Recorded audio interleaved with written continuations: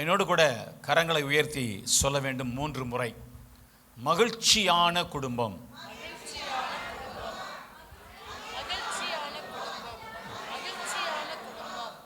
அது என்னமோ தெரியல, அந்த செல்ஃப் எடுக்கிறது லேட்டாக தான் எடுக்குது.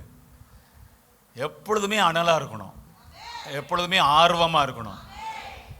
இது சர்ச்சு, இது ஒரு பாடி, ஒரு உடல். ஒரு உடலானது ஒரு இடத்துக்கு போகணும்னு சொன்னால் கையை மாத்திரம் அனுப்ப முடியாது, காலை மாத்திரம் போயிட்டு வான்னு அனுப்ப முடியாது.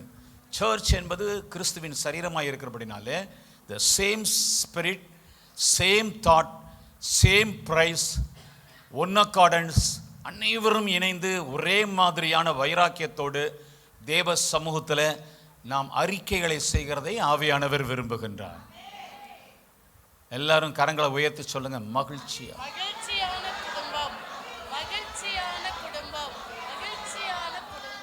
ஒரு 25% வந்திருக்குது, மீதி 75 இன்னமும் செல்ஃப் எடுக்கல. இப்போ யார் யார் சொல்லலையோ, சத்தமிட்டு சொல்லலையோ அவங்க மாத்திரம் சொல்லுங்க, மகிழ்ச்சியான குடும்பம். எவ்வளவு பேர் இருக்காங்க பாருங்க. எங்கள் குடும்பம். கரங்களை 2 கையும் உயர்த்தி சொல்லுங்க, எங்கள் குடும்பம் மகிழ்ச்சியான குடும்பம். ஆமென். அல்லேலூயா சொல்லுவீங்க. ஒரு அல்லேலூயா சொல்லுங்கன்னா அத்தனை பேரும் சொல்லிடுவீங்க. இந்த மகிழ்ச்சியான குடும்பம்னு சொல்லும் போது எங்க மகிழ்ச்சி இருக்கு, எங்க வீடு அப்படி தானே இருக்கு, இதில் நான் எப்படி அறிக்கை செய்கிறது? சொல்ல சொல்ல வந்துடும். அறிக்கை செய்தால் வந்துவிடும் என்று நான் விசுவாசிக்கிறேன். இன்னொரு முறை சொல்லிட்டு போவோமா? எல்லாரும் எழுந்து நின்று 2 கரங்களை உயர்த்தி, எழுந்து நின்று 2 கரங்களை உயர்த்தி, எங்கள் குடும்பம் மகிழ்ச்சியான குடும்பம். 3 முறை.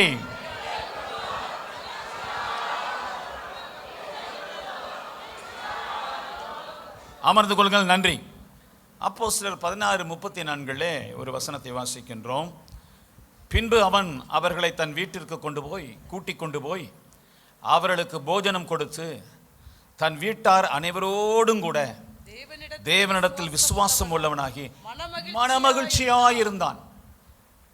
ஒரு வீட்டுக்குள்ள ரட்சிப்பு வந்துருச்சுன்னு சொன்னா மனமகிழ்ச்சி வெளியே போயிடுது. எத்தனை பேர் புரிஞ்சிட்டீங்க? ஒரு வீட்டுக்குள்ள ரட்சிப்பு வந்துச்சுன்னா என்ன போயிடுது வெளியே? துக்கம், மகிழ்ச்சி போயிடுது. இது என்னன்னே எனக்கு புரியல. இவன் வீட்டுக்குள்ள துக்கமும் துயரமும் பாவமும் அக்கிரமமும் அநியாயமும் அந்நிய தேவதைகளும். ஒரு ரோமன், அவன் யூதன் அல்ல, அந்நிய சாமிகளையும் கும்பிட்டுட்டு இருந்தவன் அன்றைக்கு ராத்திரி ரட்சிக்கப்படுகிறான். வரலாறு உங்களுக்கு தெரியும். என்ன ரட்சிப்பு? யாரால் ரட்சிப்பு? என்ன சம்பவம்? பவுலும் சீலாவும் நடுராத்திரியிலே துதித்து தேவனை உபத்திரத்தின் வேளையில் அடிகளின் வேளையில பாடும்போது அந்த பாட்டில் இருக்கிற வரிகள் அந்த மனுஷனை தொட்டு அவன் பரிபூரணமாக கர்த்தரை ஏற்றுக்கொள்கிறான். ஏற்றுக்கொண்டுட்டு ஆண்டவன்மாரே நான் ரட்சிக்கப்பட என்ன செய்யணும்னு கேட்குறான். இவங்க ரட்சிப்பை சொன்ன உடனே அவன் எனக்கு ஞானஸ்நானம் கொடுங்கன்னு கேட்டுறான். குடும்பம் முழுவதையும் அன்றைக்கு ஞானஸ்நானம் கொடுக்குறாரு பவுல் ராத்திரியில். அப்போ அந்த குடும்பம் ஹோம், அந்த குடும்பம் இப்பொழுது இதுவரையில் காணாத மகிழ்ச்சியை காண்கிறது.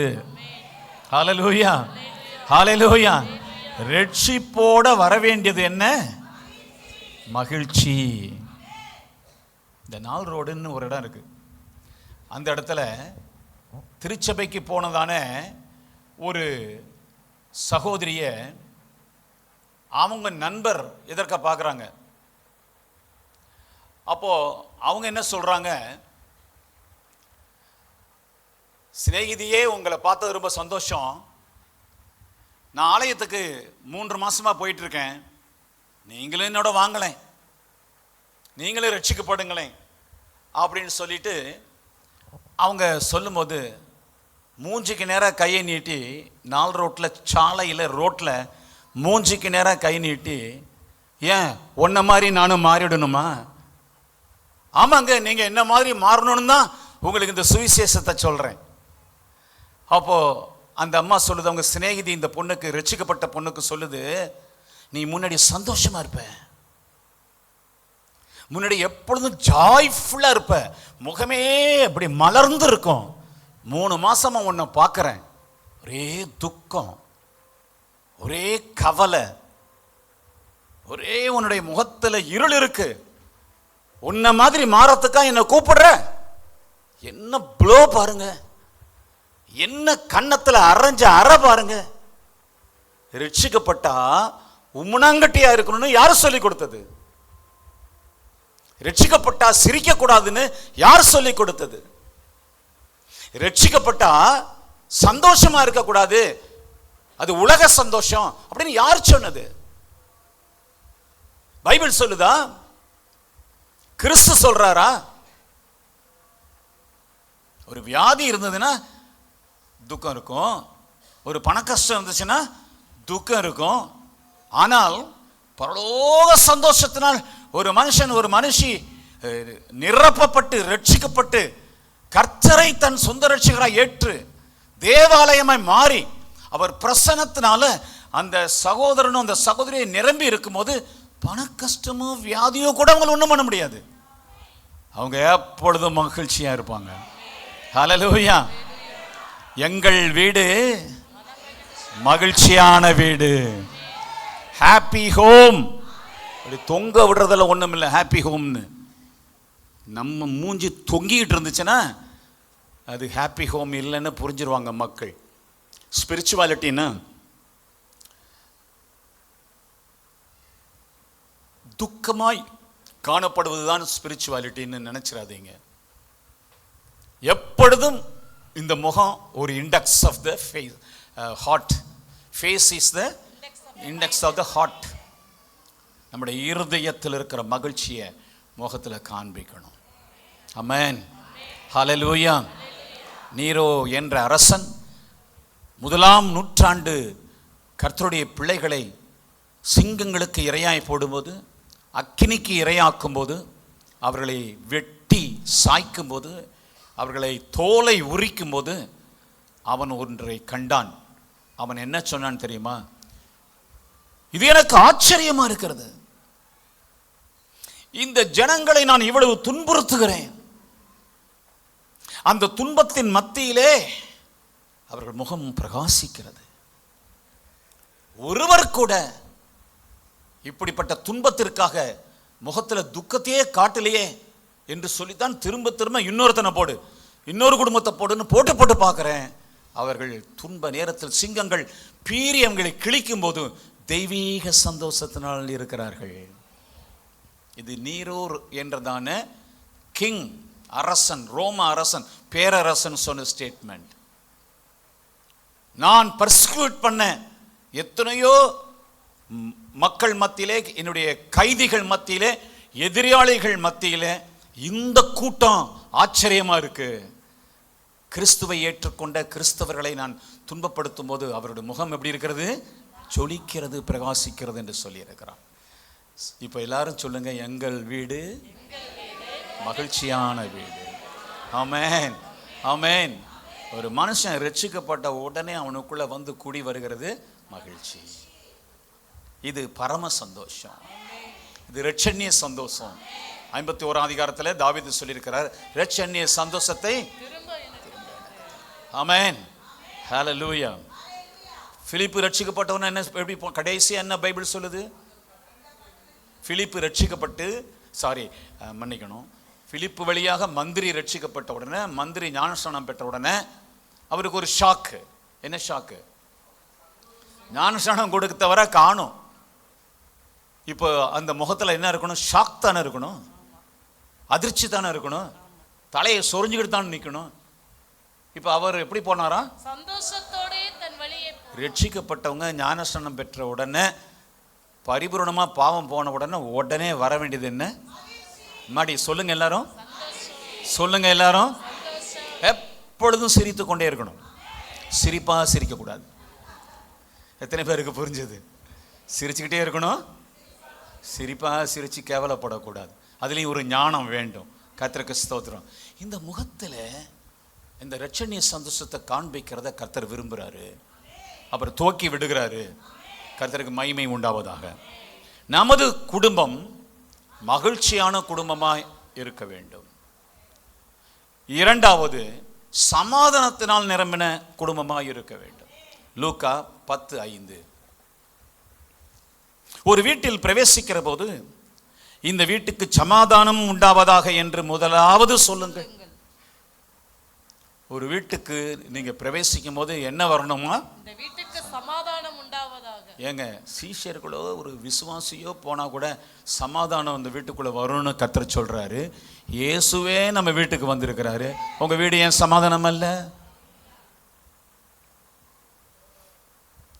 கேள்வி கேட்டுக்க வேண்டாமா? யோசிக்க வேண்டாமா? நம்ம வீடு எப்படி இருக்கணும்? முழுவதும் சமாதானமாக இருக்கணும். 3 பேரோ 10 பேரோ 30 பேரோ ஒரே இறுதியம், ஒரே சிந்தனை, ஒரே ஐக்கியம், எப்பொழுதும் சமாதானமாய், எப்பொழுதும் சமாதானத்தை காத்துக்கொள்வர்களாய் காணப்பட வேண்டும் என்று கர்த்தர் விரும்புகிறார். ஆமென், ஆமென். எல்லாரும் சொல்லலாமா? மூன்றாவது, நமது வீடு தேவ வல்லமை வெளிப்படும் வீடாக இருக்க வேண்டும். 1 ராஜாக்கள் 17:23.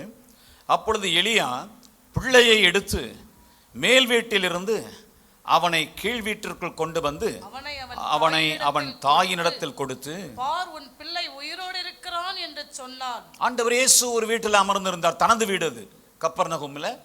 தாம் வீட்டில் இயேசு உட்கார்ந்து இருந்தார். பிணியாளிகளை சுஸ்தமாக்கத்தக்கதாக தேவனுடைய வல்லமை வெளிப்பட்டது. நம்முடைய வீடு எப்படி இருக்கணும்? தேவ வல்லமை வெளிப்படுகிற வீடா இருக்கணும்.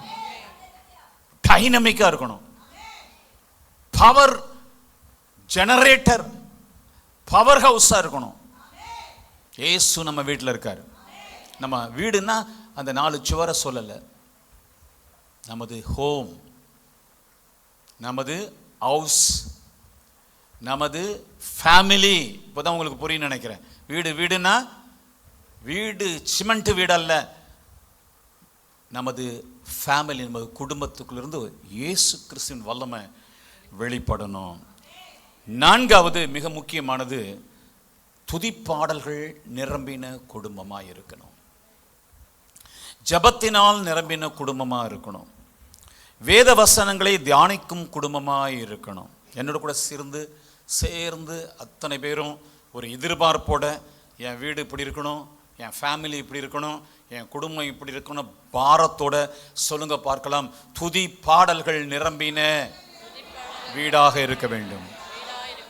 ஜபத்தினால் நிரம்பின குடும்பமாய் இருக்க வேண்டும். வேத வசனங்களை தியானிக்கும் குடும்பமாய் இருக்க வேண்டும். குடும்பம் என்பது இந்த 3 லட்சணங்களுக்குள்ள வந்துடணும். ரட்சிப்பு வந்த உடனே என்ன வந்துடணும்? மகிழ்ச்சி. ரட்சிப்பு வந்த உடனே என்ன வந்துடணும்? சமாதானம். ரட்சிப்பு வந்த உடனே என்ன வந்துடணும்? வல்லமை. ரட்சிப்பு வந்த உடனே என்ன செய்யணும்?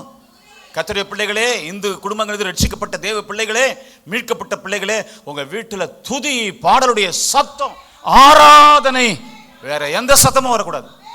அல்லேலூயா, ஹல்லேலூயா. நீ ஒரு மனுஷனா ரட்சிக்கப்பட்டிருந்தா கூட நீங்க இதை கடைப்பிடிச்சா எல்லாரும் ரட்சிக்கப்பட்டுருவாங்க. துதிக்கு வல்லமை இருக்கிறது, துதி பாடலுக்கு வல்லமை இருக்கிறது. பவுலும் ஷீலாவும் ராத்திரி துதி பாடலை பாடினார்கள். பிரசங்கமே இல்லை. ரட்சிக்கப்பட்டுட்டான். ஜெயிலர், சிறைச்சாலைக்காரன். ஆகினால பாடுங்க, துதிங்க, ஆராதிங்க. வேதவசனத்தினால் நிரம்பின வீடாக இருக்கணும். வேதவசனத்தை தியானிக்கிற வீடா இருக்கணும். புருஷன்ட்ட போய் இதனுடைய அர்த்தம் என்ன, மனைவியிட்ட போய் உன்னுடைய அர்த்தம், உனக்கு தெரிகிற கருத்து என்ன, இந்த வேதத்தை நான் இந்த காலை வேளையில இந்த பகுதியை தியானம் பண்ணினேன், நீ என்ன தியானம் பண்ணினாய், வா உட்காரு, இங்க வா, இன்னைக்கு என்ன குழம்பு, இன்னைக்கு என்ன பொரியல், அதுதானே பேசிட்டு இருக்கிறோம். கர்த்தருடைய வசனத்தை குறித்து நீங்கள் பேச ஆரம்பிச்சா பிள்ளைகளும் அதை ஃபாலோ பண்ணும். ஆமென். நமது வீடு எப்படி இருக்கணும்? துதியினால் நிரம்பி இருக்கணும். ஆமென். ஆராதனையால் நிரம்பி இருக்கணும். நமது குடும்பம் எப்படி இருக்கணும்? ஹல்லேலூயா. எப்பொழுதும் ஜெபிக்கிற வீடா இருக்கணும். கொர்நேலியின் வீடா குறித்து பார்க்கிறோம். எப்பொழுதும் ஜெபிக்கிற வீடா இருக்கணும். ஜெப சத்தம் கேட்டுட்டே இருக்கணும், துதி சத்தம் கேட்டுட்டே இருக்கணும். ஆராதனையின் அந்த தூபம் நம்முடைய வீட்டிலிருந்து பரலோகத்துக்கு போயிட்டே இருக்கணும். அல்லேலூயா, கர்த்தருக்கு ஸ்தோத்திரம். வேத வசனங்களை ஒருவருக்கு ஒருவர் பேசிக்கொண்டு ஒருவர் தியானம் பண்ணிக்கொண்டு அதையே சிந்தித்து கொண்டு நாம் இருக்க வேண்டும். கர்த்தருக்கு மகிமை. சங்கீதம் 119:54 தாவீது சொல்றாரு, பரதேசியாய் தங்கும் வீட்டிலே உமது பிரமாணங்கள் எனக்கு கீதங்களாயின. பாட்டு பாடுற வீடு, கீதங்களை எழுப்புகிற வீடு இது. நான் ஒரு பையனை வளர்த்தேன். இப்போ புதுக்கோட்டையில் பாஸ்டராக இருக்கிறாரு. அவர் சின்ன பிள்ளையிலேருந்து அவங்க அப்பா மறிக்கு முன்னாடி என் கையில் ஒப்பு கொடுத்துட்டு போயிட்டார். அவர் சாகிறதுக்கு முன்னே இந்த வார்த்தையை என்கிட்ட சொன்னார், பிள்ளையா நீங்கள் வளர்த்துருங்கன்னு. அது மாதிரி நிறைய பிள்ளைகளை வளர்த்துருக்கோம்.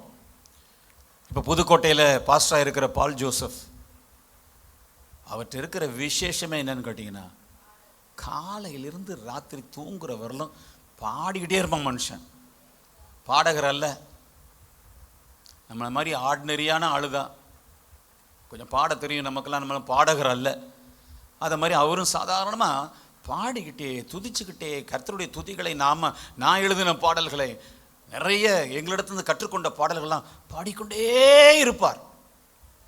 எங்கள் அப்பா என்னை கூப்பிட்டார், ஏய் இவனை நல்லா நீ வளர்த்துருக்க, இந்த துதி சத்தம் இந்த பாடல் சத்தம் இவனுக்கு இருக்கிறபடினால இவன் பின்வாங்கி போகவே மாட்டான். கைகளை கொட்டி கர்த்தரை துதிங்கள் பார்க்கலாம்.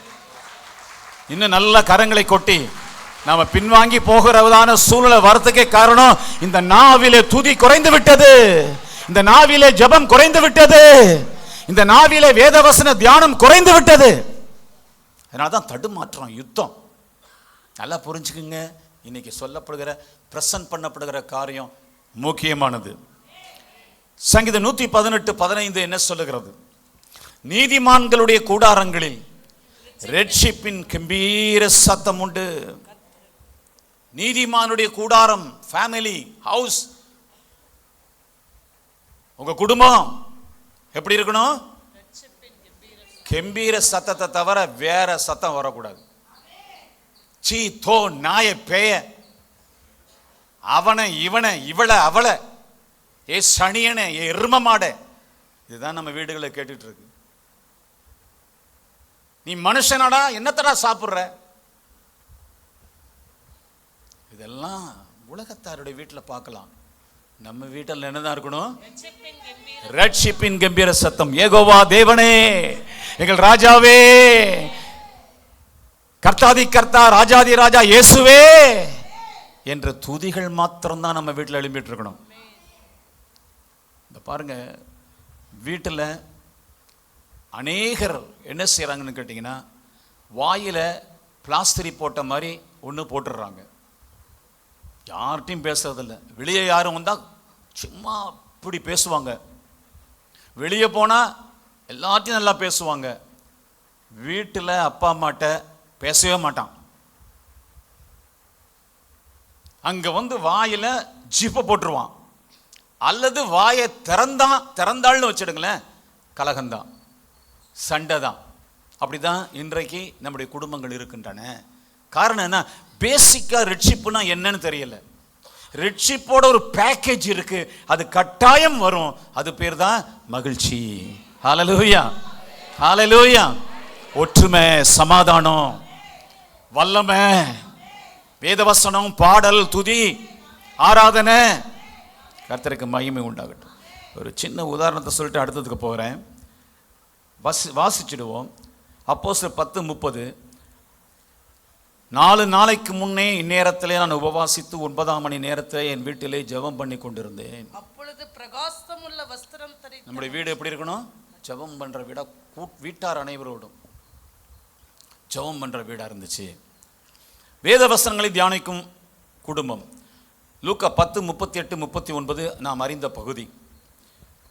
மார்த்தாள் என்னும் பேர் கொண்ட ஒரு ஸ்திரீ அவரை தன் வீட்டிலே ஏற்றுக்கொண்டாள். மரியாள் எனப்பட்ட ஒரு சகோதரி இருந்தாள். பாதத்தருகே உட்கார்ந்து வசனத்தை கேட்டுக்கொண்டு, வீட்டில் வசனம் தெளிக்கப்படணும், வசனம் துள்ளணும், வசனம் எப்பொழுதும் தியானம் பண்ணப்படணும், வசனம் உயர்த்தப்படணும், வேத வசனத்தை சத்தமிட்டு வாசிக்கணும். எல்லாம் மொபைல் ஃபோனில் சிறையாயிட்டோம், எல்லாம் டிவியில் சிறையாயிட்டோம். டிவியில் பாட்டு பாடுறது அது வந்து நீங்கள் பாடுறதல்ல, அது பாடுது, அதுக்கு தான் ஆசீர்வாதம். ஆசீர்வாத டிவியை போட்டு ஆசீர்வதிக்கப்படுகிறது ஆசீர்வாத டிவி தான். இந்த சாபம் நம்ம வீட்டில் நீங்கவே இல்லை. காரணம் என்ன? உங்களுக்கு பதிலாக அது பாடிக்கிட்டு இருக்க. ஆஃப் பண்ணு, நீ பாடு. கைகளை கொட்டி கர்த்தரை துதிங்க, தலைக்கு மேலே கைகளை கொட்டி கர்த்தரை துதிங்க. ஏதோ ஒரு நல்ல காரியத்தை, ஸ்பிரிச்சுவல் காரியத்தை நீ டெலிவிஷன்ல பார்த்துட்டு இருக்கிறதுனால இந்த எழுப்புதெல்லாம் வந்துடாது. அது மெட்டீரியல், அது இன்ஸ்ட்ருமெண்ட், அது உயிரற்ற பொருள். அதோட கூட சேர்ந்து பாடுறீங்களா? சந்தோஷம். அதோட சேர்ந்து வசனத்தை தியானம் பண்றீங்களா? சந்தோஷம். சும்மா அந்த வீட்டில் சினிமா பாட்டு கேட்டுட்டு இருக்குது, என் வீட்டில் ஆண்டோடைய பாடல் கேட்டுட்டு இருக்குன்னு அந்த ஆண்டோடைய பாடல் கேட்டுக்கொண்டே இருக்கும்போது மனைவியும் புருஷனும் அடிச்சுக்குவாங்க. என்ன சாட்சி அது? ஒரு மாற்றம் வந்தே ஆகணும். ஆமென். கைகளை உயர்த்தி ஆமென் சொல்லுங்க பார்க்கலாம். நம்முடைய வீடு எப்படி இருக்கணும்னு ஆண்டவர் துதி பாடல்கள் நிரம்பின, ஜெபத்தினால் நிரம்பின, வேத வசனத்தை தியானிக்கும் குடும்பமாக நம்முடைய வீடு இருக்கணும் அப்படின்னு கர்த்தர் விரும்புகிறாரு. ஒரு பள்ளிக்கூட மாணவன் ரட்சிக்கப்பட்டான்.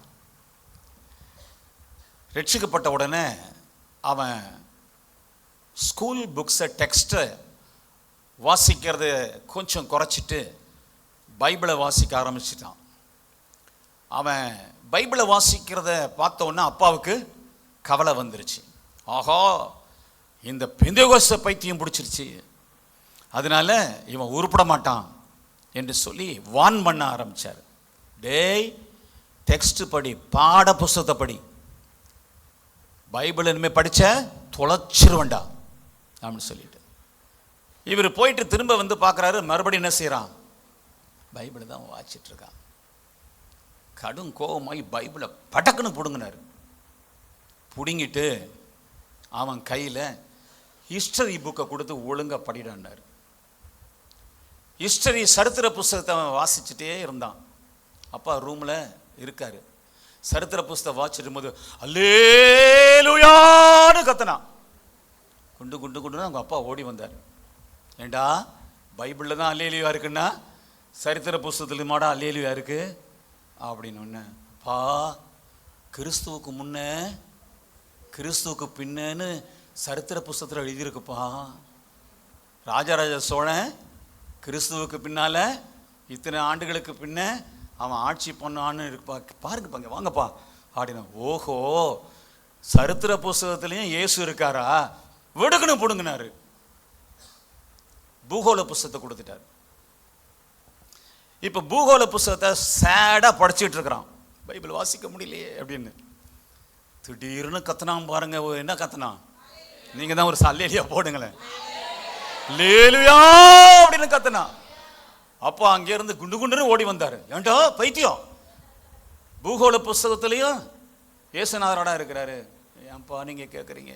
பைபிளை வாசித்தேன், சமுத்திரத்தின் ஆழத்தில் என் பாவத்தை ஆண்டவர் போட்டுட்டாரு. என்னுடைய பாவத்தை வானத்துக்கும் பூமிக்கும் எவ்வளவு உயரமோ அவ்வளவு தூரமா அவர் விளக்கிட்டாரு. கிழக்குக்கும் மேற்குக்கும் எவ்வளவு தூரமோ அவ்வளவு தூரம் விளக்கிட்டாரு. அவர் என் மேல வச்சிருக்கிற கிருபை வானத்துக்கும் பூமிக்கும் எவ்வளவு உயரமோ அப்படி வச்சிருக்காருன்னு சொன்ன உடனே அந்த வசனத்தை நான் மனசுல வச்சு தியானம் பண்ண உடனே பூகோள புஸ்தகம் வாச்சம்பா, இந்து மகா சமுத்திரம் இவ்வளவு ஆழம்னு எனக்கு முன்னாடியே தெரிஞ்சிச்சுன்னா இன்னும் ஒரு அல்லேலூயா போட்டிருப்பேன்ப்பா. இப்படி ஒன்று ஒன்றா அடுத்து சயின்ஸ் புக்கு, அப்புறம் அஸ்ட்ரானமி, என்னென்னலாம் கொடுத்தாலும் எல்லாத்துலையும் யார் தான் இருக்கா? இயேசு தான் இருக்கிறாரு. அதனால இயேசு உன் உள்ளத்தில் இருந்தா அந்த மகிழ்ச்சி வரணும். ஹல்லேலூயா. அந்த சமாதானம் வரணும், அந்த வல்லமை வரணும், அந்த துதி வரணும். ஆமென். ஹல்லேலூயா. அந்த பாடல்கள், ஆராதனைகள் வரணும். நான் ரட்சிக்கப்பட்டேன் என்று சொல்லுகிற தேவனுடைய பிள்ளைகளை நீங்கள் ரட்சிப்பை சோதிச்சு பாருங்க, செக் பண்ணுங்க, எக்ஸாமைன் பண்ணுங்க. நீ உண்மையா ரட்சிக்கப்பட்டிருந்தா எப்பொழுதும் ஹல்லேலூயா, கர்த்தருக்கு மகிமை, துதி, ஸ்தோத்திரம். என்னை இந்த பாவத்திலிருந்து விலக்கினார், இந்த சினிமாவிலிருந்து விலக்கினார், இந்த மதுவிலிருந்து விலக்கினார், இந்த சாராய கடந்து விலக்கினார், இந்த பொம்மையிலிருந்து, இந்த அருவருப்பான அசிங்கமான இந்த கருப்பான பேசாத ஊமையான இந்த நம்பிக்கையிலிருந்து, விக்கிரக ஆராதனையிலிருந்து இயேசு என்னை ரட்சித்து தேவனுடைய பிள்ளையாய், தமது பிள்ளையாய் என்னை மாற்றி இருக்கிறார் என்று துதித்து ஸ்தோத்தரித்து ஆவியில் நிரம்பி அந்நிய பாஷையை பேசிக் கொண்டிருப்போம். அவன் தான் உண்மையான விசுவாசி. ஹல்லேலூயா. முடிஞ்சா பக்கத்தில் உங்களை பார்த்து சொல்லுங்க, எனக்காக ஒரு அல்லேலூயா சொல்லுங்க பார்க்கணும். தொட்டு சொல்லுங்க, பிரதர், பிரதர், சிஸ்டர், எனக்காக நீங்க ரட்சிக்கப்பட்டிருக்கிறதுனால கர்த்தருக்கு ஒரு அல்லேலூயா சொல்லுங்க பார்க்கலாம். விடுதலை, ஒரு விடுதலை, ஒரு உணர்வு, ஒரு மாற்றம். அந்த நாள் ரோட்டு பொண்ணு மாதிரி ஆயிடக்கூடாது. எப்பொழுதும் ஜாய்ஃபுல்லா இருக்கணும். இந்த வீட்டில் இருக்கிற பச்சை பையன் இருக்கான்ல, அந்த பள்ளிக்கூடத்து பையன் அவன மாதிரி இருக்கணும். ஆமென். ஒன்றும் அதெல்லாம் ஃபூல் ஆகிடாது, ஒன்றும் அதெல்லாம் ஃபெயில் ஆகிடாது. கர்த்தருடைய ஞானமும் கர்த்தருடைய கிருபையும் கர்த்தருடைய ஆசீர்வாதம் ஒருத்தன் மேலே இருந்துச்சுன்னா உயருவான், உயருவான், வளருவான், வளருவான். கர்த்தருக்கு பயப்படுதலே ஞானத்தின் ஆரம்பம். ஆமென். ஹல்லேலூயா. ஐந்தாவது, ஒற்றுமையான குடும்பமா இருக்கணும். லூக்கா 11:17 மிக முக்கியமான வசனம். லூக்கா 11:17. அவர்களுடைய சிந்தனைகளை அவர் அறிந்து அவர்களை நோக்கி, தனக்குத்தானே விரோதமாய் பிரிந்திருக்கிற எந்த ராஜ்யமும் பாழாய்ப்போம், தனக்குத்தானே விரோதமாய் பிரிந்திருக்கிற எந்த வீடும் விழுந்து போம். நீங்க எல்லாரும் இந்த வசனத்தை வாசிப்பீங்களா? அவர்களுடைய சிந்தனைகளை அவர் அறிந்து அவர்களை நோக்கி, தனக்குத்தானே விரோதமாய் பிரிந்திருக்கிற எந்த ராஜ்யமும் பாழாய்ப்போம், தனக்குத்தானே விரோதமாய் பிரிந்திருக்கிற எந்த வீடும் விழுந்து போம். டிவிஷன், இதை எப்படி கையாள்றது? பிரிவினை.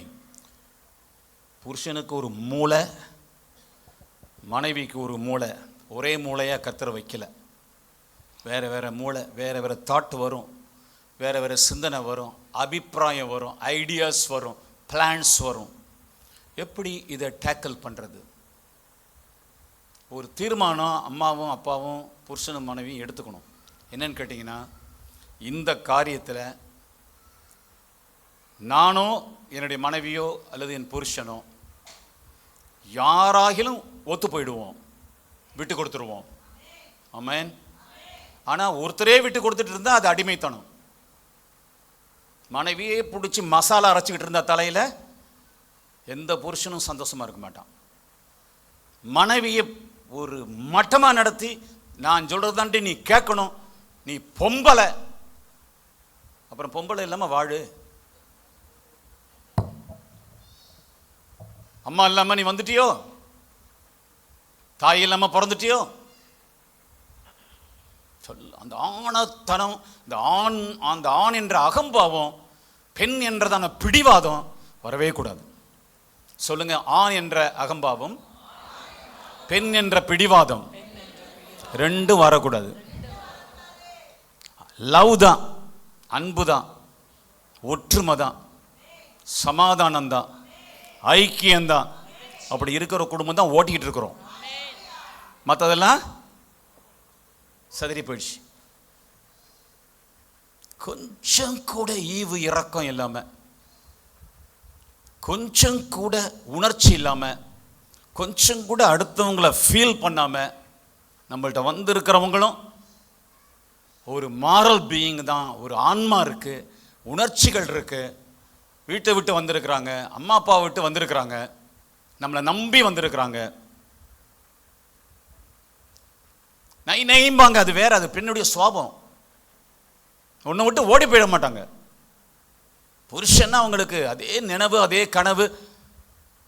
புருஷன்னா உயிரை விடுவாங்க அதிகமாக. பெண்ணுடைய சுவாபம். இவ்வளவு கலாச்சாரங்களை, சிவிலைசேஷனை, செல்வாக்க, வசதிகளை, செல்லங்களை எல்லாம் விட்டுட்டு உங்க கையை வந்து பிடிக்கிறாங்க. அந்த மனைவியை நீ அன்பினால ஆளணும். அப்போ அந்த ஒற்றுமை இருக்கும். அந்த மனைவியை சலித்து கொள்ளக்கூடாது. அந்த மனைவியை கேவலப்படுத்தக்கூடாது. அந்த மனைவியை அடிமைப்படுத்தக்கூடாது. அந்த மனைவியை துக்கப்படுத்தக்கூடாது. உள்ள உடைஞ்சு போச்சுன்னா, மனசு சிதறி போச்சுன்னா, நீங்க மாத்திரங்களும் அவங்க மாத்திரம் உங்க பிள்ளைகளும் வீணா போயிடும். உங்க சந்ததியை நடுத்தருவில் நிற்கும். மிக மிக ஒரு முக்கியமான ஒரு காரியம் என்னவென்றால், அன்பு என்பது ஆண்கிட்ட தான் புறப்பட்டு வரணும். எத்தனை பேர் கர்த்தருடைய வசனத்தின்படி நான் சொல்லுகிறது உண்மை என்று விசுவாசிக்கிறீங்க? அன்பு என்பது எங்கிருந்து முதல்ல புறப்படணும், ஸ்டார்ட் பண்ணணும்? ஆண்களுக்கு. செக்ஸுக்கு ஆயத்தமா இருப்பாங்க, ஆனா அஃபெக்ஷனுக்கு, லவ்வுக்கு ஆயத்தமா இருக்க மாட்டான். இவனுக்குள்ள எழுப்புற எழுச்சிக்கு ஒரு துணையாக, ஒரு டாலாக நினைப்பான். நோ, அன்பு செலுத்து, பரிவு காட்டு, அரவணைச்சு பேசு. என்ன தெரியுங்களா, நாள்தோறும் ஒரு மூஞ்ச தானே பார்த்துட்டு இருக்கிறோம். ஒரு நாளா 2 நாளா 20 வருஷம் 30 வருஷம் ஒரே மூஞ்ச தானே பார்த்துட்டு இருக்கிறோம். ஒரு சலிப்பு தானே. பிசிக்கலா, உலக பிரகாரமாக, உலகத்து மனிதர்களுடைய சிந்தனையை உங்களுக்குள்ளேயும் சாத்தான் கொண்டு வருவான்.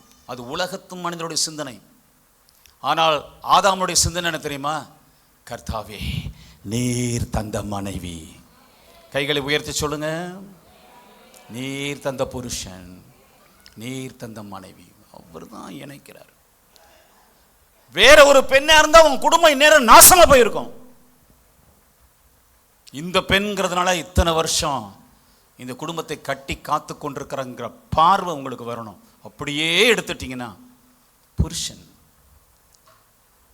தாயை விட்டு, தகப்பனை விட்டு, உடன் பிறந்தவங்களை விட்டு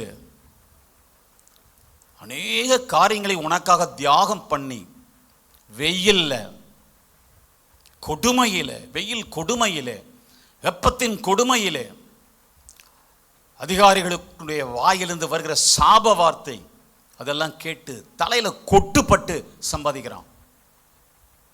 பாடுபட்டு சம்பாதிக்கிறான். யாருக்காக? தனக்காகவா? ஒருவேளை பிள்ளைகள் கருவாகி உருவாகி பிறக்கிற ஒரு தன்மை ஆணுக்கு இல்லைனாலும், உங்களையும் நமது குடும்பத்தில் இருக்கிற பிள்ளைகளையும், நமக்கு முன்னே இருக்கிற பெரியவர்களையும் யாருடைய வருமானத்தில் வாழ வைத்துக் கொண்டிருக்கிறான். அந்த வருமானம் சும்மா வருமா? அந்த உழைப்பை நீ கனப்படுத்துறியா? அந்த மனுஷனுடைய தியாகத்தை கனப்படுத்துறியா? அவன் ஆண் பிள்ளையானாலும் ஆண் பிள்ளை. வெளியில உன் வீட்டில் இருக்கிற பிரச்சனை வெளியில ஒருத்தன் பண்ணியிருந்தானா வெட்டி 2 துண்டா வச்சுட்டு வந்துடுவான். நீங்க பேசுறதுனால மனைவின்னு பொறுத்துட்டு போறான். தாய் பேசுறதுனால என் தாயாச்சேன்னு பொறுத்துட்டு போறான். ஆணுக்கென்று ஒரு வீரம், ஆணுக்கென்று ஒரு பழிவாங்கும் சுவாபம், ஆணுக்கென்று ஒரு கௌரவம் இருக்கிறது. சும்மா போட்டு கொடையாதீங்க, போட்டு நைன்னு கொடையாதீங்க. விசாலமான சிந்தனை உங்களுக்கு இருக்கணும். என்கரேஜ் பண்ணணும்.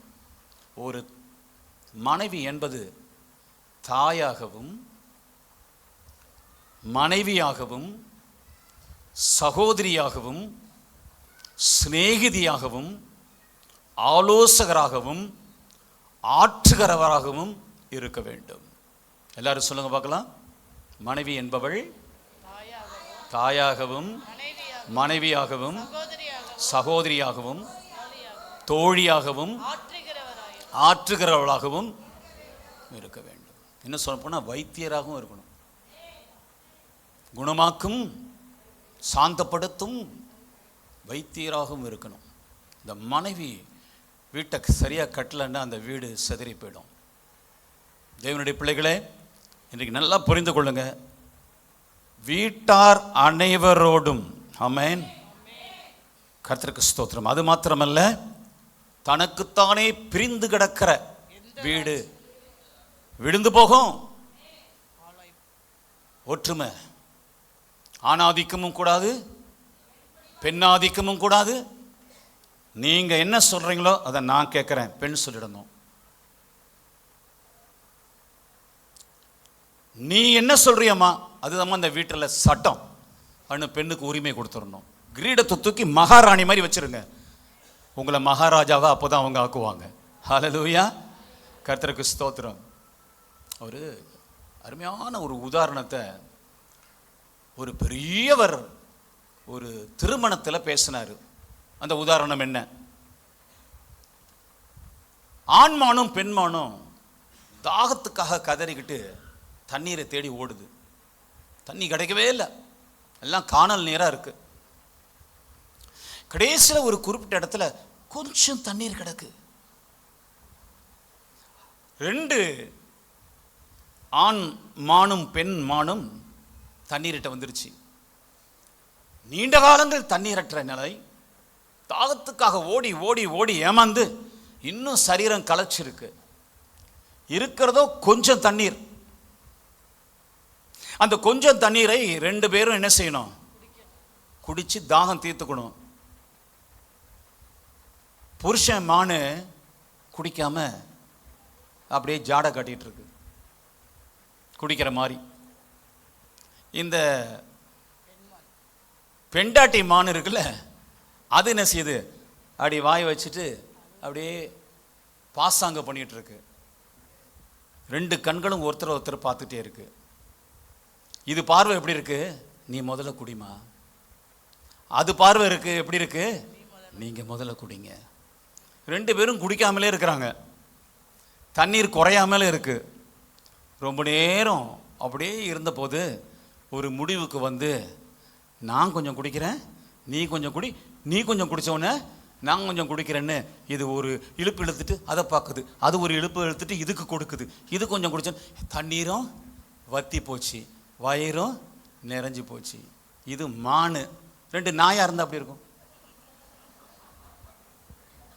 இது ஐயா சொன்னதில்லை, இந்த ஐயா சொல்கிறாரு. அது 2 நாயாக இருந்தால் என்ன செய்யும்? இந்த மூஞ்சியே பாருங்களேன். இந்த அழகிய நாயின் முகம் கோபம் வந்தவொடனே மூஞ்ச பார்த்துருக்கீங்களா? ரொம்ப பிரமாதமாக இருக்கும். அப்படி வல்லு வல்லுன்னு சீறி கொலைச்சிக்கிட்டு, பாசை தெரிஞ்சால் என்னென்ன கெட்ட வார்த்தை பேசுதோ தெரியல. நாய்களுக்கும் பாசை இருக்கும்ல, என்னென்ன உலகத்தில் டிக்ஷனரியில் இல்லாத கெட்ட வார்த்தைலாம் பேசிகிட்டு இருக்குமோ அதெல்லாம் இன்னைக்கு வீட்டில் நடக்குது. யார் வீட்டில்? விசுவாசி வீட்டில், ரட்சிக்கப்பட்டவங்க வீட்டில். மிக மிக முக்கியமான ஒரு உபதேசத்தை கர்த்தருடைய கிருபையினால் கொஞ்சம் தொட்டுட்டு போகிறோம். இதுக்கெல்லாம் நிறைய நேரம் தேவை. கர்த்தருக்கு ஸ்தோத்திரம். தொட்டுட்டு போகிறோம், நாம் திருந்தி ஆகணும். ஆமென், ஹல்லேலூயா. இப்போ பக்கத்தில் ஊழியம் செய்யுங்க, கையை பிடிச்சு சொல்லுங்கள், நீங்கள் விட்டு கொடுத்துருங்க பிரதர், விட்டு கொடுத்துருங்க சிஸ்டர். சொன்னீங்க, நீங்கள் மாத்திரம் சொல்லக்கூடாது, அவங்களும் உங்களுக்கு சொல்லணும். கிறிஸ்துக்கு போய் நான் என்ன சொல்கிறேன்னு நினைக்கிறீங்களா? இப்போயே பாடம் கற்றுக்கிட்டோம். எல்லாம் தேவ பிள்ளைகள், தேவ குடும்பத்தில் எல்லாம் இந்த உபதேசத்தினால தான் நாங்களாம் அப்படி இருக்கோம். ஆமென். காதில் வாங்கி வாங்கி உள்ளே வாங்கி வாங்கி கோழி அடிச்சுக்கிட்டே பாயை கிழிச்சுக்கிட்டே அப்பா செய்கிற பிரசங்கம், வரப்போகிறவங்க பண்ணுற பிரசங்கம்லாம் உள்ளே நுழைஞ்சதுனால தான் ஓரளவுக்கு தப்பிச்சோம். ஹல்லேலூயா. அதனால் யாராக இருந்தாலும், ஐயோ இந்த பொண்ணுக்கு போய் சொல்லாமல், இது கணவன் இல்லாமல் இருக்கிறாங்களே, இப்போ விதவையாக இருக்கிறாங்களே, சொல்லுங்கள். என்றைக்கோ அது பயனாகும். கையை பிடிச்சு சொல்லுங்கள், ஐயா பிரதர் சிஸ்டர் விட்டு கொடுத்துருங்க. ஒற்றுமையாக இருக்கலாம், சமாதானமாக இருக்கலாம். ரட்சிக்கப்பட்ட குடும்பம் ஒற்றுமையான குடும்பம். ரட்சிக்கப்பட்ட குடும்பம் விட்டு கொடுக்கும் குடும்பம். ரட்சிக்கப்பட்ட குடும்பம் சாந்தமான குடும்பம். ரட்சிக்கப்பட்ட குடும்பம் அன்பான குடும்பம். ரட்சிக்கப்பட்ட குடும்பம் பரிசுத்தமான குடும்பம். ரட்சிக்கப்பட்ட குடும்பம் துதியினால் நிரம்பின குடும்பம். ரட்சிக்கப்பட்ட குடும்பம் ஆராதனால் நிரம்பின குடும்பம். நல்லா படுத்து தூங்குனான்னு வச்சுங்க, உங்க புருஷன் கிள்ளி எழுப்பி விடுங்க. சொல்லி சொல்லி பார்த்தாச்சு, இனிமேல் கிள்ளி கிள்ளி தான் பார்க்கணும். நல்லா தூங்குறதும் பலவிதமான சோம்பேறித்தனங்களுக்கு இடம் கொடுக்கிறதும் சுகபோகத்தையே விரும்புறதுமா இருக்கிற எந்த மனுஷனும் தன் மனைவியை நேசிக்க மாட்டான். வேஷம் போட்டுட்டு இருப்பான், பயந்துகிட்டே அதை நடிச்சுக்கிட்டு இருப்பான். அப்படியே மனைவியும் எல்லாம் சுறுசுறுப்பா இருக்கணும், எல்லாரும் ஆனந்தமா இருக்கணும், எல்லாரும் ஆர்வமா இருக்கணும், எல்லாரும் உற்சாகமா இருக்கணும்.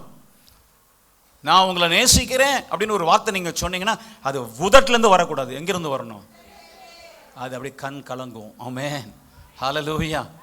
பிள்ளைகளிடத்தில் காட்டுற பாசத்தை மனைவியிடத்துல காட்டு. பிள்ளைகளிடத்துல காட்டுறதான அந்த தியாகத்தை, பாசத்தை உன் புருஷனிடத்துல காட்டு. குடும்பம் ஒற்றுமையான குடும்பமா இருக்கணும். ஹல்லேலூயா. ஐக்கியமான குடும்பமா இருக்கணும். பிரிவினை இல்லாத குடும்பமா இருக்கணும். வாக்குவாதம் இல்லாத குடும்பமா இருக்கணும். சண்டை இல்லாத குடும்பமா இருக்கணும். இது கர்த்தருடைய வார்த்தை என்று விசுவாசிக்கிறவங்க மாத்திரம் கைகளை கொட்டி துதித்து ஆண்டவரை மகிமைப்படுத்துங்க.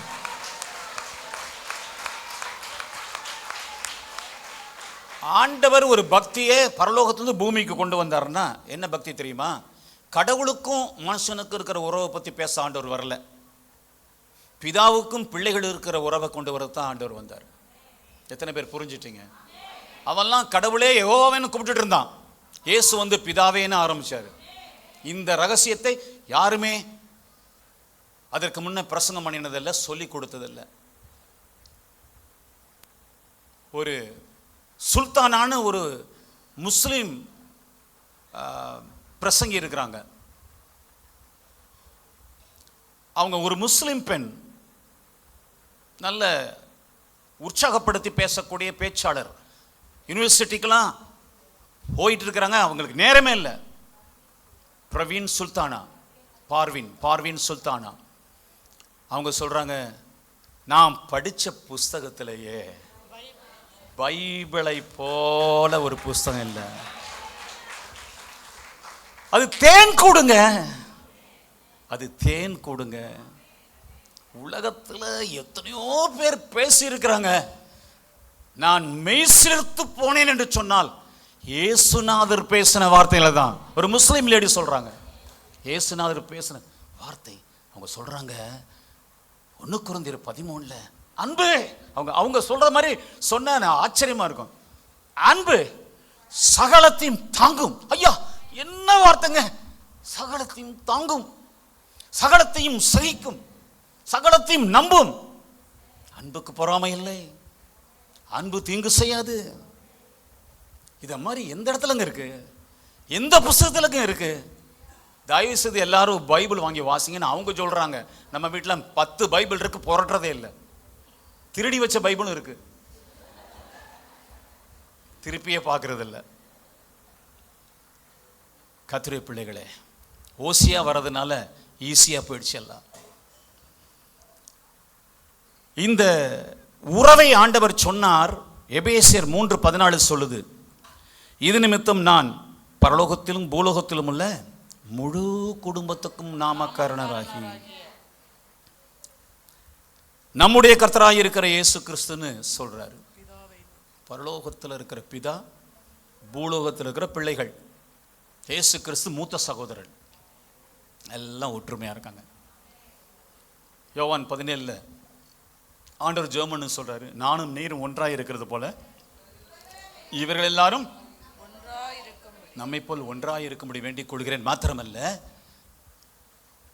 நான் அவர்களுக்குள்ளும் அவர்கள் எனக்குள்ளும், தேவனே நீர் எனக்குள்ளும் அவர்கள் உமக்குள்ளும் என்று ஒண்ணுக்குள்ள ஒண்ணு போட்டு சொருவிடுறாரு ஆண்டவர் இயேசு. ஒற்றுமை, ஐக்கியம், கலகம் இல்லாத வாழ்க்கை, சண்டை இல்லாத வாழ்க்கை, தூஷணம் இல்லாத வாழ்க்கை, கெட்ட வார்த்தை இல்லாத வாழ்க்கை, கடுமையான வார்த்தை இல்லாத ஒரு குடும்பம், சாந்தம் நிறைந்த குடும்பம், அன்பு நிறைந்த குடும்பம், பாசம் நிறைந்த குடும்பம், பொறுமை நிறைந்த குடும்பம். அப்படியே தடவிடணும். ஆமென். என்ன செய்யணும்? கோபம் வந்துச்சுன்னு என்ன செய்யணும்? தடவி. அவர் ஐயா ஒருத்தங்க இருக்காங்க, ராஜேந்திரன். அவர் எனக்கு ஒரு நல்ல பாடத்தை சொல்லி கொடுத்தார். நான் இந்த கான்ஃபரன்ஸில் உட்காந்துருந்தேன். அந்த உதாரணம் எனக்கு ரொம்ப பிடிச்சிருந்துச்சு. வீட்டில் ஏன் நம்ம சத்தம் போடுறோம்? பக்கத்தில் தானே இருக்கிறாங்க. கோவம் வந்து என்ன செய்கிறோம்? கோவம் வந்து என்ன? நீங்கள் பாருங்கள், இப்போ நான் கோவமே இல்லாமல் இருக்கேன்.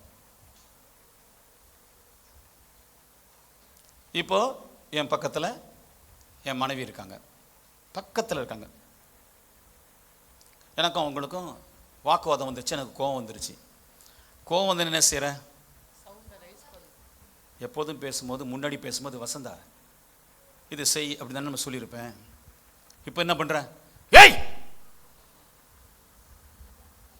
பல்லெல்லாம் உடைச்சிருவேன், மூன்று முவரெல்லாம் காணாம போயிடும் அப்படின்னு இவ்வளோ பக்கத்தில் இருக்கணும். ஏன் இவ்வளோ சத்தம் போட்டு சொல்லணும்? கோப உணர்வு. அது அவர் என்ன விளைக்க சொல்கிறார் தெரியுமா? உங்களை பக்கத்தில் நீங்கள் வைக்கல, தூரத்தில் வச்சுட்டீங்க. பக்கத்தில் உள்ளவங்க ரொம்ப சத்தம் குறைவாக தானே கூப்பிடுவோம், தூரத்தில் உள்ளவங்க தானே சத்தம் போட்டு கூப்பிடுவோம். உங்கள் மனசில் அவங்கள தூரம் வச்சிட்டீங்க. புரிஞ்சுதா உங்களுக்கு? வீட்டில் ஒரு சத்தம் ஒரு புருஷனுக்கோ ஒரு மனைவிக்கோ வருகிறது, ஒரு மகனுக்கோ மகளுக்கோ குடும்பத்தில் சத்தம் போட்டு ஒன்று கத்துறான்னா அவன் இருதயத்தில் உங்களை விட்டு தூரம் போயிட்டான். அவன் உங்களை பகைக்கிறான், வெறுக்கிறான், உங்களை தள்ளி வைக்க விரும்புகிறான், உங்களை அருவருக்கிறான். அப்புறம் ஏன் மறுபடியும் வந்து வேஷம் போடுற? சத்தம் போட்டுட்டேன்னா நீ தூரம் வச்சுட்டு அப்புறம் மறுபடியும் கொஞ்சிறிய. எப்பொழுதும் ஒரே மாதிரி இருக்கிறவன் தான் கிறிஸ்தவன். எப்பொழுதும் ஒரே மாதிரி ஸ்டாண்டர்டாக இருக்கிறவன் தான் விசுவாசி. கைகள் உயர்த்தி ஆமேன்னு சொல்லுங்க பார்க்கலாம். ஒற்றுமையான குடும்பம். ஆமேன். பரலோக குடும்பம்.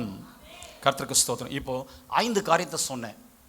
இந்த 5 காரியமும் நமக்கு வரணும்னா ஒரு 5 காரியம் இருக்கு. வேகமாக சொல்லிட்டு போகிறேன். முதலாவது, பாவத்தை வீட்டை விட்டு வெளியேற்றி விட வேண்டும். லூக்கா 19:9. இயேசு அவனை நோக்கி, இன்றைக்கு இந்த வீட்டுக்கு ரட்சிப்பு வந்தது, இவனும் ஆபிரகாமுக்கு குமாரனாயிருக்கிறான். லஞ்சமும் தவறான வழியில் சம்பாத்தியமும் செய்துக்கிட்டு இருந்தான். இயேசு வந்தார். வந்த உடனே அவன் உணர்ந்து மனம் திரும்பினான். இயேசுவை உள்ளே கொண்டு வந்துட்டான், பாவத்தை வெளியேற்றிட்டான். இன்றைக்கு நாம் பாவங்களோடு கிறிஸ்துவை ஏற்றுக்கொண்டிருக்கிறோம். ஒவ்வொரு தொழிலையும் உத்தமம் இருக்கணும். வருதுன்னு நீ நினைக்காத. தாராளமாக நம்ம ஏமாத்திட்டோம் வருதுன்னு நீ நினைக்காத. ஒரு வழியாக வந்துச்சுன்னா 7 வழியாக அது ஓட்ட போட்டுரும். நியாயமான வருமானம், உண்மையான உழைப்பு. ஆமென். ஹல்லேலூயா. இந்த மனுஷன் கொள்ளையடிச்சு வாங்கியிருந்தான். யாரிடத்திலாகிலும் நான் அநியாயமாய் வாங்கினது உண்டானால் 4 தனையாய் திரும்ப தருகிறேன் என்று பாவத்தை வீட்டை விட்டு வெளியேற்றினான். தேவனுடைய பிள்ளைகளே, பாவத்தை உங்கள் வீட்டை விட்டு வெளியேற்றுங்கள். நம்முடைய குடும்பத்தை விட்டு பாவத்தை வெளியேற்றுங்கள். சொந்தக்காரங்க வழியாக சகோதரன் சகோதரியை ஏமாற்றி ஏதாகிலும் நம் சொத்துக்களை சேர்த்திருந்தால் வேண்டாம். அது நமக்கு அது என்ன செய்யறது? திரும்ப கொண்டு போய் கொடுக்க முடியாத ஆலயத்திலேயாவது கர்த்தருடைய ஊழியத்துக்காவது அதை கொடுத்துருங்க. அது கர்த்தருக்கு கொடுத்துருங்க. ஆனால் வேதம் சொல்லுது அதை கூட ஆலயத்துக்கு கொண்டு வராதுங்குது. ஆமென். கர்த்தருக்கு ஸ்தோத்திரம். அநியாயம், அக்கிரமம், திருட்டுத்தனம், பாவம், மது வீட்டுக்குள்ளே கொண்டு வருவீங்க. இன்றைக்கு ஆம்பளைங்களுக்கெல்லாம் பொம்பளைங்களுக்கும் சில இந்த சோதனை இருக்குது சில பேருக்கு. ஆனால் ஆம்பளைங்களுக்கெல்லாம் ஒரு பெரிய சோதனை என்னென்னா குடி. வீட்டை விட்டு பாவத்தை வெளியேற்றணும். ஆனால் வீட்டுக்குள்ள பாவத்தை கொண்டு வருகிற நீ எப்படி ஆசீர்வாதத்தை எதிர்பார்க்கிறாய்? அக்கிரமத்தை கொண்டு வருகிற, அநியாயத்தை கொண்டு வருகிற நீ எப்படி தேவ ஆசீர்வாதத்தை எதிர்பார்க்கிறாய் என்று கர்த்தர் உன்னிடத்தில் கேட்க மாட்டாரா? எல்லாம் சுமூகமா போயிட்டு இருக்கு, எல்லாம் சமாதானமா போயிட்டு இருக்குன்னு நினைக்கிறீங்களா? பாவம் புகுந்த வீடு பாம்பு புகுந்த வீடு, தீண்டாமல் விடவே விடாது. அதனால தான் சொல்கிறேன், பாவத்தை வெளியேற்று. அடுத்தது, பாவம் உள்ளே வராமல் எச்சரிக்கையாரு. நல்லா கவனிங்க, பாவத்தை வெளியேற்று. வெளியேற்றப்பட்ட பாவம் மறுபடியும் வீட்டுக்குள்ளே வராமல் எச்சரிக்கையாரு. இயேசு அவனை நோக்கி, இன்றைக்கு இந்த வீட்டுக்கு ரட்சிப்பு வந்தது, இவனும் ஆபிரகாமுக்கு குமாரனாய் இருக்கிறானே. அப்படியே சங்கீதம் 101, 2, 3. உத்தமமான வழியிலே விவேகமாய் நடப்பேன், எப்பொழுதும் என்னிடத்தில் வருவீர். எப்பொழுது என்னிடத்தில் வருவீர்? என் வீட்டிலே உத்தம இருதயத்தோடு நடந்து கொள்ளுவேன். வீட்டில் உத்தம இருதயத்தோடு நடந்து கொள்றவன் தான் சமுதாயத்தில் உத்தமம் நடந்துக்குவான், சபையிலே உத்தமம் நடந்துக்குவான், தேவனுக்கு உத்தமமாக இருக்க முடியும். இது ஒரு சவால். குடும்ப வாழ்க்கை என்பது ஒரு சவால். குடும்ப வாழ்க்கை என்பது உன் சுவாபத்துக்கு ஒரு சவால், உன் கோபத்துக்கு ஒரு சவால், உன் உண்மைக்கு ஒரு சவால், உன் உத்தமத்துக்கு ஒரு சவால். மனைவிக்கு முன்னே ஒரு குற்றமும் இல்லாத ஒரு வாழ்க்கை, புருஷனுக்கு முன்னே ஒரு குற்றமும் இல்லாத வாழ்க்கை, பிள்ளைகளுக்கு முன்னே ஒரு சாட்சி உள்ள வாழ்க்கை வாழ்ந்து பரலோகம் போகணும். ஆமென். தேவனுடைய பிள்ளைகளே, குடும்பங்கிறத அலட்சியமா நினைச்சிடாதீங்க. தேவன் வைத்திருக்கிற பயிற்சி பள்ளி, பள்ளிக்கூடம், அது பல்கலைக்கழகம். அங்கதான் நம்ம எல்லாவற்றிலும் நேர்மையாக நடந்துக்கணும். ஃபேமிலியை நீ அலட்சியப்படுத்தினா, ஃபேமிலியில் அருவருப்பான பாவங்களை கொண்டு வந்தா கட்டாயம் தண்டனை வரும். எனக்கு தெரிந்து சரியாய் நடக்காத தகப்பன், பாசம் காட்டாத தகப்பன், எப்பொழுதும் கோபம், அடிமைத்தனம், எஜமானத்தியம், எப்போதும் நான் சொல்றதை கேள்றா என்கிறதான எந்த தகப்பனும் கடைசி காலத்தில் பிள்ளைகளால் பாதுகாக்கப்பட மாட்டாங்க. பிள்ளைகள் திரும்பி பார்க்க மாட்டான். உதவி செய்ய ஒருத்தரும் இல்லாமல் போயிடுவோம். நான் பார்த்தபடி இப்போதும் பார்த்துட்டு இருக்கிறேன். சில குடும்பங்களில் கண்ணீர் வடிச்சிட்டு இருக்கிறாங்க. பிள்ளைகள் எழும்பி துன்மார்க்கனா இருந்தால் கொலை செஞ்சிருவான். அவன் விசுவாசியாக இருக்கிறதுனால போனா போயிடுதுன்னு விடுறான். இல்லை, ஆண்கள் எல்லாம் புரிஞ்சுடுங்க. அன்பு, பரிவு, பாசம், பொறுமை, நல்வார்த்தையே பிள்ளைகிட்ட பேசணும். ஒருத்தட்டையும் கடினமான வார்த்தையை பேசக்கூடாது. வாழலாம், அப்படிலாம் வாழ முடியாதுன்னு ஒன்றும் கிடையாது. அதனால் குறைஞ்சு போக மாட்டீங்க. நீங்கள் என்ன விதைக்கிறீங்களோ அதுதான் அறுவடை செய்வீங்க. ஒரு மதில் மேலே பந்தை போட்டால் என்ன செய்யும்? இந்த பந்து நமக்கு திரும்ப வரும்.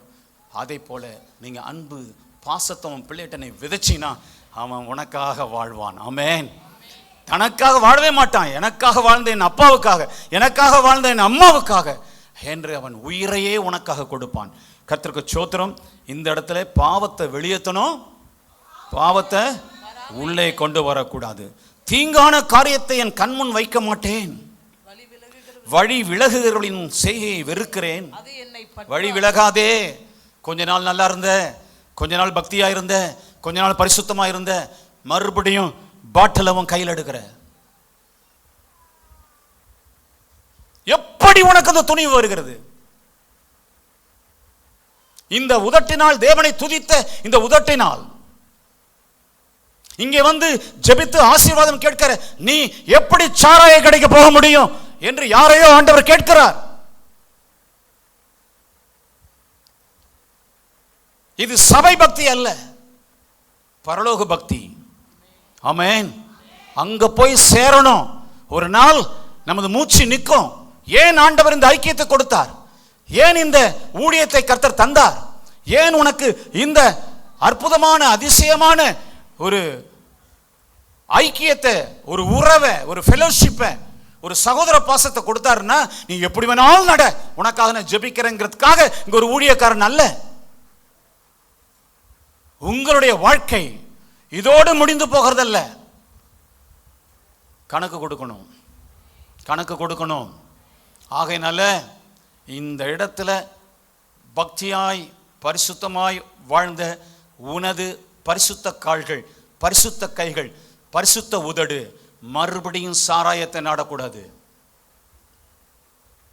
இன்றோட ஒரு குழி புதைச்சிரு, வெட்டி புதைச்சிரு. என்றோட இதற்கு மேல எச்சரிக்கையின் சத்தம் இன்னொரு முறை உனக்கு வராது. எப்பேற்பட்ட சிக்கலுக்குள்ள, எப்பேற்பட்ட விபத்துக்குள்ள நீ போறன்னு எனக்கு தெரியாது. விசுவாசியே, திருவிருந்திலே ஐக்கியம் கொள்ளுகிற தேவனுடைய பிள்ளையே, இது என் பலகீனம்னு சொல்லிடாத. பிசாசுடைய சோதனை எங்க பிசாசு புகுந்தாலும் மரணத்தை கொண்டு வரும். நிச்சயமா அவனுடைய வாழ்க்கை அவமானப்படும். இது கர்த்தருடைய துணி, கர்த்தருடைய சத்தம், அன்பின் சத்தம். ஆமென். ஹல்லேலூயா, ஹல்லேலூயா. பாவத்தை வெளியேற்று, பாவம் வராம வெளி போடு. நம்ம வீட்டுக்குள்ள அசுத்தம் வரவே கூடாது. ஆமென். அதற்காக ஒரு காரியத்தை காண்பிக்கிறேன் பாருங்க. 39ஆம் அதிகாரம் ஆதியாகமம் 9. இந்த வீட்டிலே என்னிலும் பெரியவன் இல்லை, நீ அவருடைய மனைவியாயிருக்கிறபடியால் தேவனுக்கு விரோதமாக பாவம் செய்வது எப்படி? இந்த வீட்டிலே தேவனுக்கு விரோதமாக பாவம் செய்வது எப்படி? மனைவி வெளியே போயிட்டா மது பாட்டிலோட குடிச்சு வெறிச்சுக்கிட்டு இருக்கிற விசுவாசிகள் எனக்கு தெரியும்.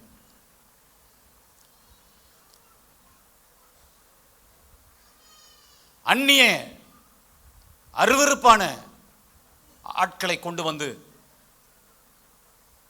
தேவனுக்கு விரோதமான பாவங்களை அந்த பரிசுத்த வீட்டில் துதி தோணி இருக்க வேண்டிய இடத்துல, ஆராதனையின் தோணி இருக்க வேண்டிய இடத்துல, கம்பீர சத்தம் இருக்க வேண்டிய இடத்துல, தேவன் உயர்த்தப்பட வேண்டிய இடத்துல, கர்த்தருடைய வார்த்தை தியானம் பண்ண வேண்டிய இடத்துல, வீட்டுக்குள்ளே கதவை தாழ்பா போட்டுட்டு வீட்டில் யாரும் இல்லை, அப்பா அம்மா வெளியே போயிருக்கிறாங்க, பெரியவங்க யாரும் இல்லை என்று பாவத்தை உள்ளே கொண்டு வருகிற விசுவாசிகள் உலகம் எங்கும் எனக்கு தெரியும். அதனால் வருகிற பிரச்சனைகள் என்னிடத்தில் வருவது உண்டு.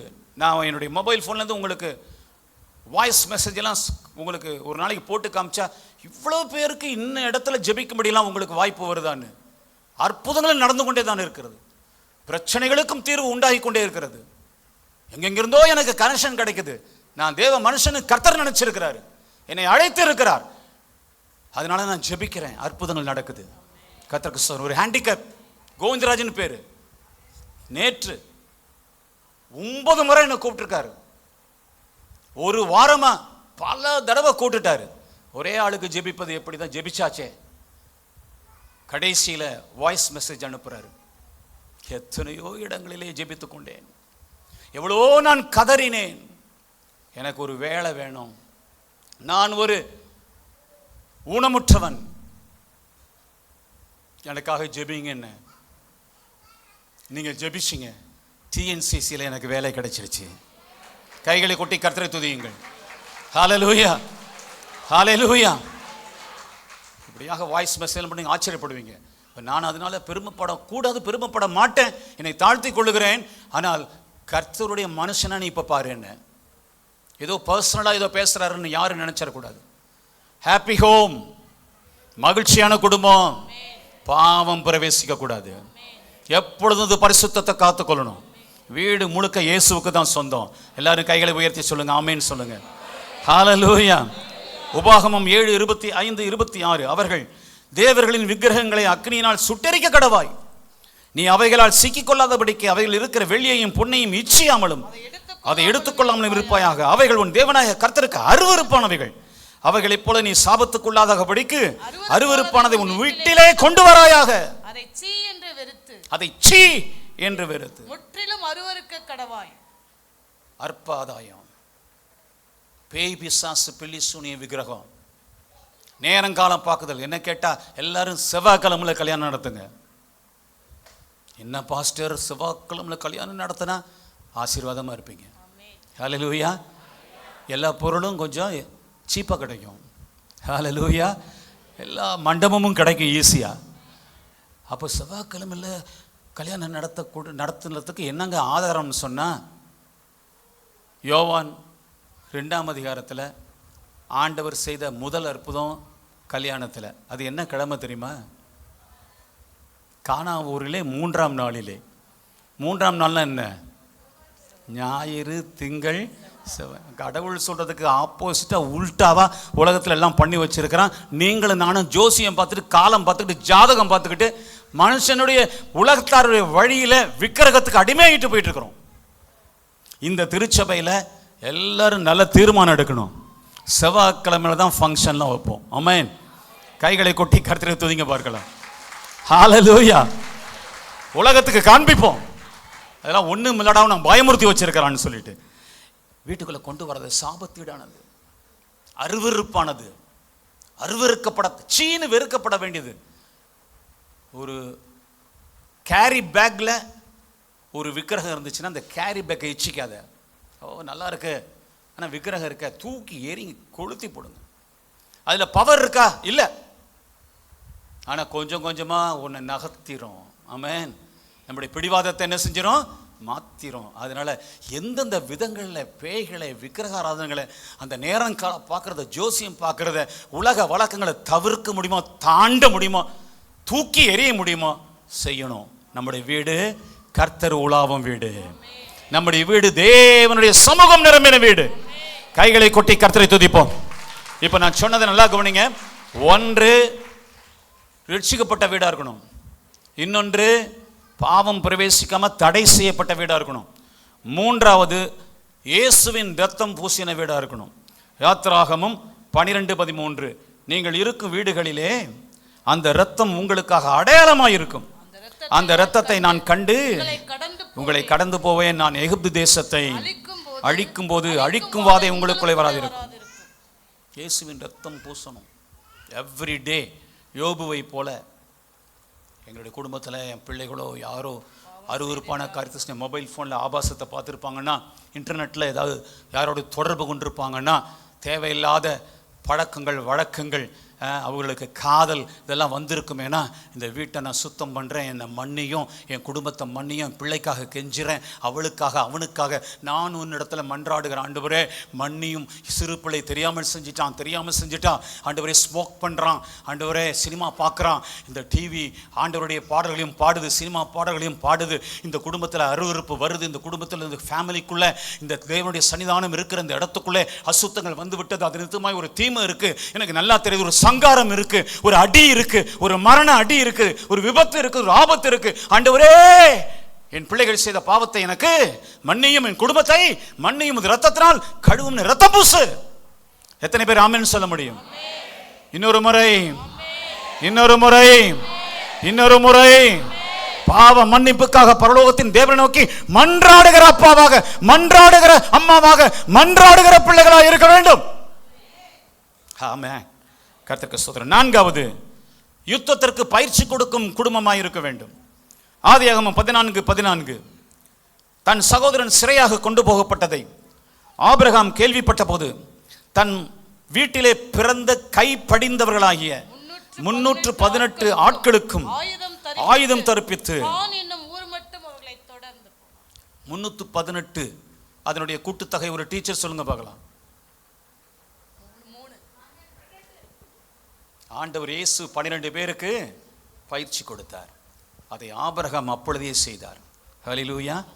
ஒரு 12 எண் உள்ள 318 பேருக்கு டெய்லி வார் பண்ணுறது எப்படி, எதிரிகளை அழிக்கிறது எப்படி, சாத்தானை மேற்கொள்றது எப்படி என்ற பயிற்சியை கொடுத்து வச்சிருந்ததுனால ஒரு பிரச்சனை வந்தபோது எல்லாரையும் அல்ல, அந்த 318 பேரை மாத்திரம் அழைத்து கொண்டு போய் வெற்றி பெற்று திரும்பி வந்தான்.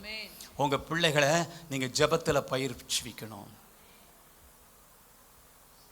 உங்கள் பிள்ளைகளுக்கு விசுவாசத்தில் பயிற்சி கொடுக்கணும். உங்கள் பிள்ளைகளுக்கு பக்தியிலே பரிசுத்தம் கொடுக்கணும், பயிற்சி கொடுக்கணும். உங்கள் பிள்ளைகளுக்கு பரிசுத்தத்திலே பயிற்சி கொடுக்கணும். நாம் ஒழுங்காக இல்லை, நம்ம கேர்லெஸ்ஸாக இருந்தோம்னா நம்ம பிள்ளைகளுக்கு ஃபியூச்சர் இல்லை. வாழ்ந்து காட்டு அல்லது வார்த்தையினால் சீர்படுத்து. நல்லா சொல்லுங்க, என்னோட கூட சேர்ந்து சொல்லுங்க. வாழ்ந்து காட்டு அல்லது வார்த்தையினால் சீர்படுத்து.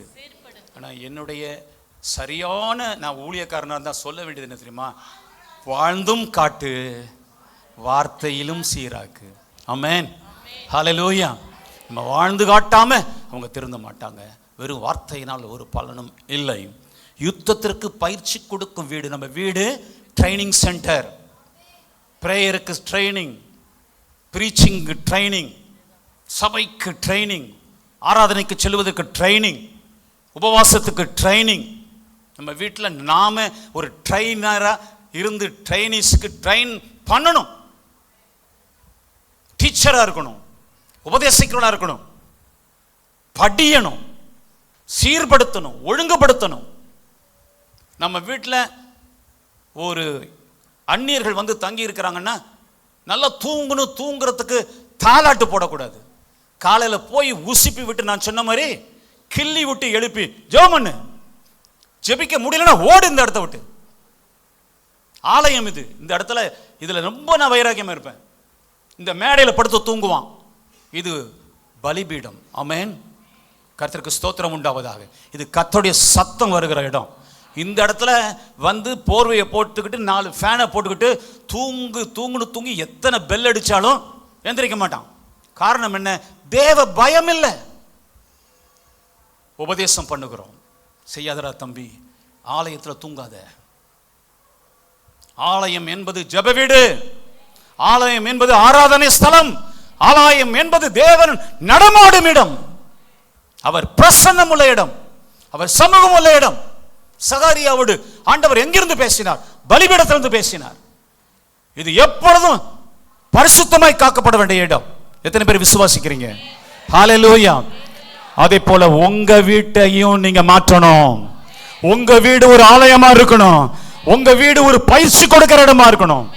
கர்த்தர் உங்களோட பேசிக் கொண்டு முடிக்க போகிறேன். இறுதியாக தேவ சமூகத்தால் நிரம்பி, தேவ ஆசீர்வாதத்தினால் நிரம்பி வழியும் குடும்பமாய் வீடாய் இருக்க வேண்டும். 2 சாமுவேல் 6:10-11. அதை தன்னிடத்தில் தாவீதின் நகரத்தில் கொண்டு வர மனதில்லாமல் கித்தியனாகிய ஓபேத் ஏதோமின் வீட்டிலே கொண்டு போய் வைத்தான். கித்தியனாகிய ஓபேத் ஏதோமினுடைய வீட்டிலே கொண்டு போய் வைத்தான். கர்த்தருடைய பெட்டி கித்தியனாகிய ஓபேத் ஏதோமின் வீட்டிலே 3 மாதம் இருக்கையில் கர்த்தர் ஓபேத் ஏதோமையும் அவன் வீட்டார் அனைவரையும் ஆசீர்வதித்தார். பிரசன்னம், தேவ சமூகம். ஒரு எம்டி ஹவுஸ் கித்தியனுடைய வீடு. never experienced blessing, never ever he knew that God will bless his house, and he didn't know how to receive blessings from God. That secret he didn't know. Mysteries were not taught to him. ஒரு அக்கடான அப்பாவியா எங்கேயோ கடந்தான்.